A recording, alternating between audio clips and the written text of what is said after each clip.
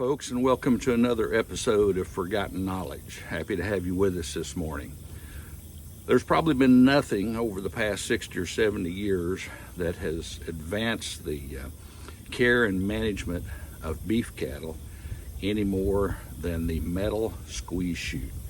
I know that sounds like a pretty simple object that has helped us immensely, but it really has. 60 years ago, when I was a kid, we were lucky just to have a wooden stanchion to run the calf's head into and lock it to perform all the necessary operations to it. Eventually, we got an old wooden gate and kind of pressed up against it to kind of serve as an antiquated squeeze chute, but still it was a slow, arduous process that would almost guarantee you got kicked or butted or run over at some point in the procedure. So the advancements of the metal squeeze chute have made things so much easier, so much more efficient, and really a whole lot safer for both the animal and the humans that are doing the operations. If you watched my video back in May when I had the cowboys out to work my herd of cattle, we worked almost 100 cows. Most of them had calves, and then we had 4 herd bulls, so approximately 200 head of cattle that we ran through the squeeze chute and did the vaccinations and the branding and the deworming and everything, all the operations to them. And we were finished by lunchtime. Now, back when I was a kid, it was just my dad and me in charge of doing these operations to the calves, and we never had more than 20 or 25 to work at one time, and it was an all-day affair for us. By the time we got through with the regular chores in the morning, we'd start on these calves, and hopefully we'd be done before afternoon chores started. That's how time-consuming it was. And the way we did it, I'll go over that just a little bit, and neither my dad nor I was a roping cowboy. So we would run a calf one at a time into our old grade C dirt floor milking parlor, which is, I don't know, probably 15, 20 feet wide and 25 or 30 feet long. And we would just take the loop of one end of a rope and chase that calf around enough till we could lay the loop over his head. And then we would kind of wrestle with him until we got him in a corner, and Dad would quickly make a halter out of that lariat rope and tie his head off to one corner of the milk parlor. I would take a second rope and hang over the belly of the calf and reach under it and try my best not to get kicked, and we'd make a noose out of that end, and I would pull it together on his rear feet, bringing his rear feet together, and then we would just tip him over so he was on his side, and I would tie that end of the rope to the diagonal corner of the barn. So we'd have the calf stretched out. We were pretty safe at that point. If we didn't get hurt while we were roping him and throwing him down on the ground, we were probably pretty safe till all the operations were done. But that was an ordeal, and it took some time when you're not a good roper. At that point, we began all the procedures we're going to do with the calf. The first thing we'd do, regardless of the sex of the calf, is vaccinate it, and just with an old glass and metal syringe like we still have around today, but we didn't have the pistol grip kind that holds 10, 20 doses. It was refill each time a new calf came in, and about all we vaccinated them for back then was blackleg. Now there's several things that you can and probably should vaccinate a calf for, but that's what we did. Just one shot for blackleg. Now, if it was a bull calf, then we needed to castrate it. And like today, there's really only about 3 options. You can use a rubber band, that's preferable. If you have a really young calf, put a real tight rubber band between its body and scrotum, and that will cut off circulation, and eventually it'll drop off and there'll be steers. Bigger calves today, bigger bulls, they have an elastic band that basically does the same thing. You can also cut them with a knife, which is what the cowboys did when they were out here in May. and that's really fast, really effective, but there is some blood loss with castration with an eye. The method that we used, that my dad used, is completely bloodless, and he used it. That's all I ever knew growing up was using the Verdezo emasculators. I still have a pair here that we use, and it's called clamps. And if you know how to use it, it's very effective, and it doesn't break the skin. There's no blood loss, so there's nothing that flies can get to and cause problems to.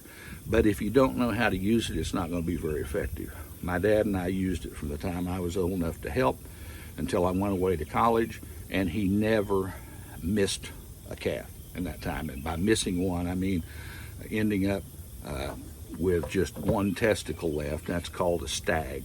No good as a bull, and people don't want to buy it as a steer. So it's a mess up that cost you quite a few dollars at the sale barn. Now, even when I quit teaching and started farming full time, I would use this same pair of clamps to castrate my bull calves.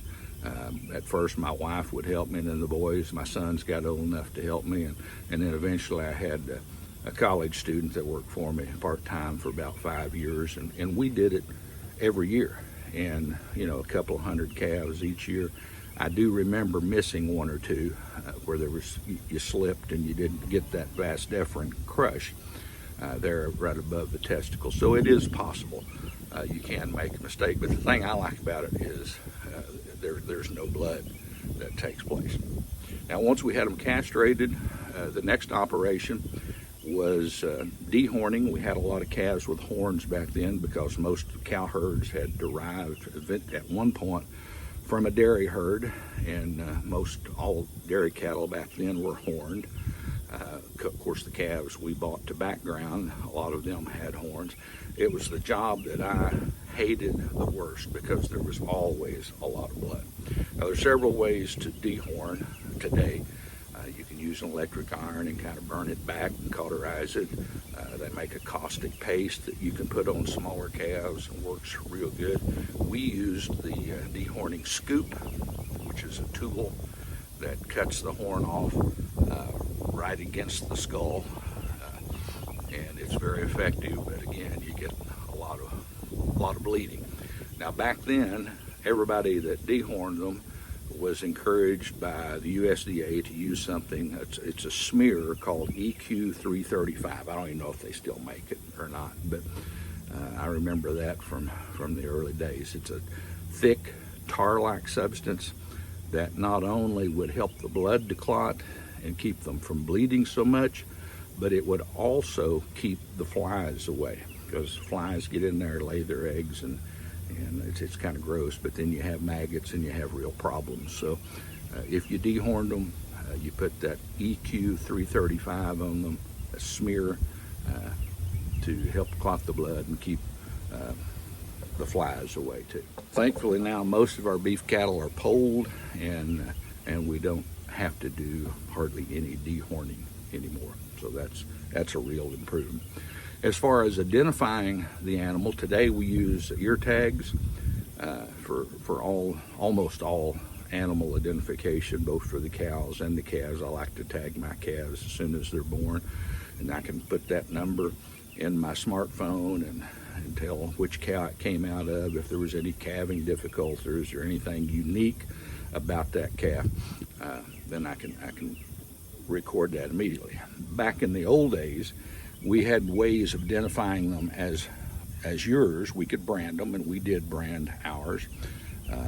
A lot of people in the community would ear notch their calves, and each farm had a unique ear notch, a little V that you cut in their ear. Some farmers might use the lower portion of the right ear, another farm the lower portion of the left ear, tip of the ear. Everybody had their unique ear notching system to help identify them in case they got out, which they did a lot. But really there was no way of individually identifying them unless a lot of purebred Angus breeders and purebred Hereford breeders, whose animals all were marked the same, they would wear chains around their neck, the cow would, and have a numbered tag hanging from that chain. Now, we had some registered Angus back when I was a kid in 4-H, my sister and I can remember those cows when we bought them had the metal chain and the metal tag. I wish I still had them. They're probably worth a fortune today. And they used to be everywhere, and I haven't seen one in years. But that's about the only way you had to individually identify a cow or calf back then, was the metal chain and metal tag. The last thing I want to talk about is fly and tick and parasite control in animals. Today, running them through a squeeze chute, no problem. You use a pour-on down their back, or you can also give them an injectable substance that keeps the flies and ticks at bay. Most cattlemen will have back rubbers with oil and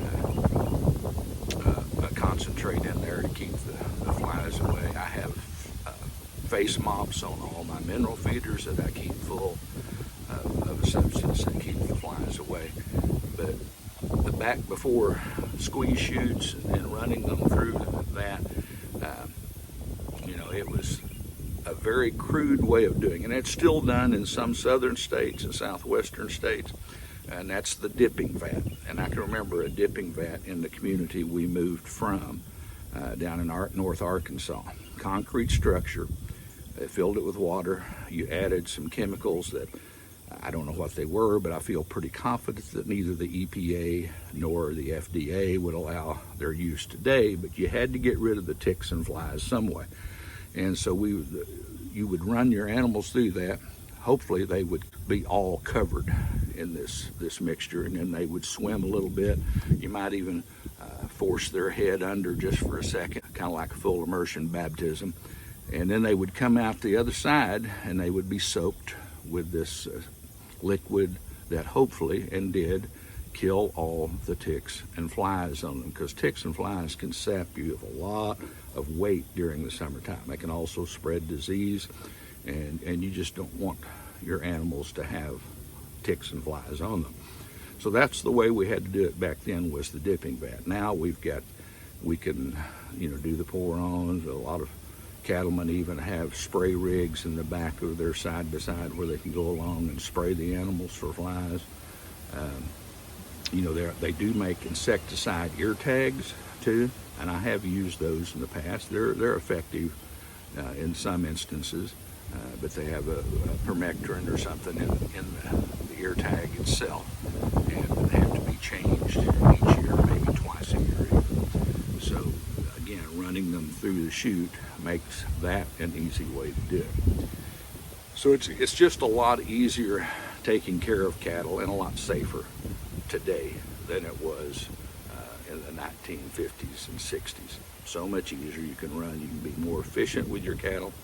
You can run them through a lot easier. It's the safety component. I can't overemphasize that, because so many people have been hurt doing these operations to cattle, and you still can, even with a squeeze chute. But it is a whole lot safer now than it was 60 or 70 years ago. Thanks for watching today, and like I said last time, if you've got a certain component or aspect of agriculture, old-time agriculture, that you would like me to talk about, if I don't know anything about it, I'll be happy to research it. But I've lived most of those things, so if you'd like to hear me talk at length about any of them, just make a comment in the comment section below, and we'll try our best to get to it. Thanks for watching today. We'll see you next time.